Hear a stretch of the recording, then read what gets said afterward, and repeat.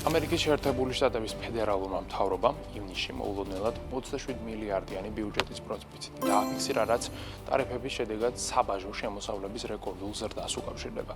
ეს იმას ნიშნავს, რომ გასულ თვეს ფედერალურმა მთავრობამ უფრო მეტი შემოსავალი მიიღო, ვიდრე ხარჯი გაიღო, რაც ამერიკისათვის უჩვეულო მოვლენაა.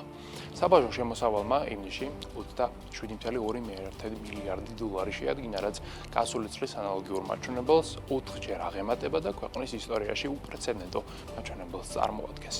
წრიულ ჯრილში საბაჟო შემოსავლებმა უკვე 100 მილიარდ დოლარს გადააჭარბა და ფედერალური ბიუჯეტისათვის შემოსავლების ერთ-ერთ უმნიშვნელოვანეს წყაროდაც კი იქცა.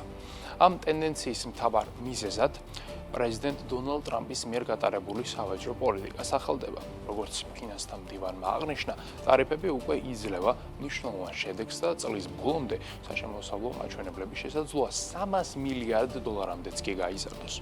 მიუხედავად ივნისში დაფიქსირებული პროფიციტისა, ქვეყნის წლიური დეფიციტი კვლავ მაღალია და მიმდინარე ფისკალური წლის პირველი 9 თვის განმავლობაში დაახლოებით 1.3 ტრილიონ დოლარს აღწევს.